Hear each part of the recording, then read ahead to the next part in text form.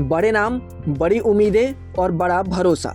लेकिन क्या हो जब यही बड़े नाम आपके पैसे को बढ़ाने की बजाय उससे डुबाने लगे? क्या हो जब जिन कंपनियों को आप सेफ इन्वेस्टमेंट के तौर पर देख रहे हैं वही निवेशकों के लिए निराशा बन जाए? आमतौर पर हर निवेशक को यह सलाह दी जाती है कि अगर लंबी अवधि में पैसा बनाना है तो बड़ी और मजबूत कंपनियों में निवेश करो, क्योंकि उनका ट्रैक रिकॉर्ड अच्छा होता है, उनका बिजनेस स्टेबल होता है और रिस्क बाकी के मुकाबले कम होता है। लेकिन पिछले 3 सालों के आंकड़े पर अगर नजर डालें तो इस सोच को चुनौती देता हुआ यह आंकड़ा नजर आता है। अगर हम भारत की कुछ सबसे बड़ी और भरोसेमंद कंपनियों के प्रदर्शन को देखें तो तस्वीर चौंकाने वाली है। सबसे पहले शेयरों के रिटर्न के बारे में बता देते हैं, फिर आपको बताएंगे कि गिरावट आई क्यों, और अगर गिरावट आ गई है तो ऐसी परिस्थितियों में हमें क्या करना चाहिए, हमें किन चीजों का ख्याल रखना चाहिए। तो वीडियो में लास्ट तक बने रहिएगा। सबसे पहले बात कर लेते हैं शेयरों में आई गिरावट को लेकर। तो देश की दिग्गज IT कंपनी TCS, जो सालों से निवेशकों की पहली पसंद रही है, उसके अगर पिछले 3 साल का रिटर्न देखें तो करीब 34% का निगेटिव रिटर्न देखने को मिलता है। इंडस IND बैंक लगभग 33% नीचे रहा।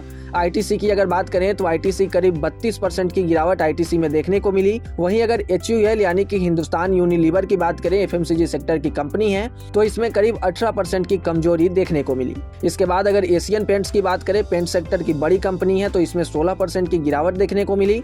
IT सेक्टर की दूसरी बड़ी कंपनी इन्फोसिस को अगर देखें तो इसमें भी करीब 13% की गिरावट पिछले 3 सालों में देखने को मिली। जबकि HDFC बैंक, जिसे भारत के सबसे मजबूत प्राइवेट बैंकों में गिना जाता है, वह भी करीब 6.98% पिछले 3 सालों में नीचे रहा। इसके अलावा विप्रो, HDFC लाइफ और HCL टेक जैसी कंपनियों ने भी पिछले 3 सालों में निवेशकों को खास रिटर्न नहीं दिया, बल्कि कई मामलों में नुकसान ही हुआ। स्क्रीन पर आ रहे आंकड़ों के जरिए आप समझ सकते हैं कि इन सभी शेयरों ने कितना % का निगेटिव रिटर्न पिछले 3 सालों में जनरेट किया है। यानी साफ है कि यह सिर्फ एक कंपनियों की कहानी नहीं है, बल्कि यह एक ट्रेंड है जहां लार्ज कैप या ब्लू चिप कंपनियां भी उम्मीद के मुताबिक प्रदर्शन नहीं कर पा रही हैं। अब सवाल उठता है कि आखिर ऐसा क्यों हो रहा है? तो इसके पीछे कई बड़े कारण हैं। सबसे पहली वजह है वैल्यूएशन।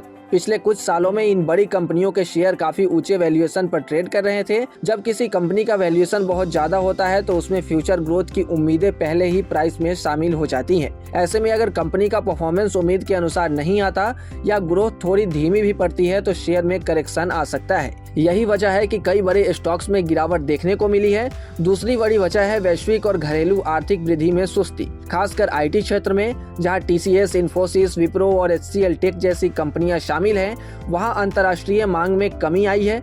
अमेरिका और यूरोप जैसे बड़े बाजारों में आर्थिक सुस्ती, मंदी की आशंका और कंपनियों द्वारा तकनीकी खर्च में कटौती का सीधा असर इन कंपनियों की आय और विकास पर पड़ा है। इसी वजह से निवेशक इस पर दांव लगाना नहीं चाहते। इसके साथ ही वजह आर्टिफिशियल इंटेलिजेंस भी है। AI के आने के बाद से निवेशक AI की ओर शिफ्ट हो रहे हैं और IT वाली कंपनियों से थोड़ी दूरी बना रहे हैं।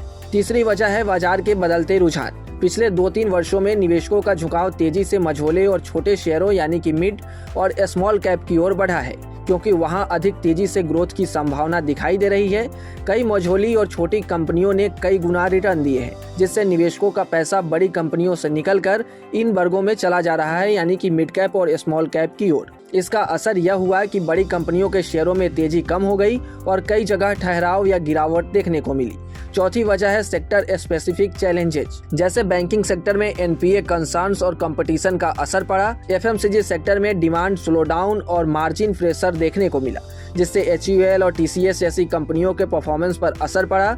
इसके साथ ही सरकार की ओर से बढ़ाए गए टैक्स के बाद निवेशकों ने ITC से दूरी बनानी शुरू की। अब अगर बात करें पेंट सेक्टर की, तो इसमें रॉ मटेरियल कॉस्ट और कंपटीशन बढ़ने से एशियन पेंट जैसी कंपनियों पर दबाव बना। यानी हर सेक्टर की अपनी अपनी चुनौतियां हैं, जिससे ओवरऑल रिटर्न को प्रभावित किया है। इसके अलावा एक और महत्वपूर्ण फैक्टर है इन्वेस्टर साइकोलॉजी। ज्यादातर निवेशक फैमिलियर और ट्रस्टेड नेम्स में ही पैसा लगाना पसंद करते हैं, क्योंकि उन्हें लगता है कि वहां रिस्क कम होगा। लेकिन कई बार यही कंफर्ट जोन नुकसान का कारण बन जाता है, क्योंकि निवेशक वैल्यूएशन, ग्रोथ आउटलुक और मार्केट ट्रेंड्स को नजरअंदाज कर देते हैं। अगर हम इस पूरे सिनेरियो को देखें तो एक बड़ा लेसन निकलकर सामने आता है कि सिर्फ बड़ा नाम होने से अच्छे रिटर्न की गारंटी नहीं मिलती, बल्कि मार्केट में पैसा बनाने के लिए सही कंपनी कंपनी के साथ साथ एंट्री प्राइस और सही टाइमिंग भी उतनी ही जरूरी है।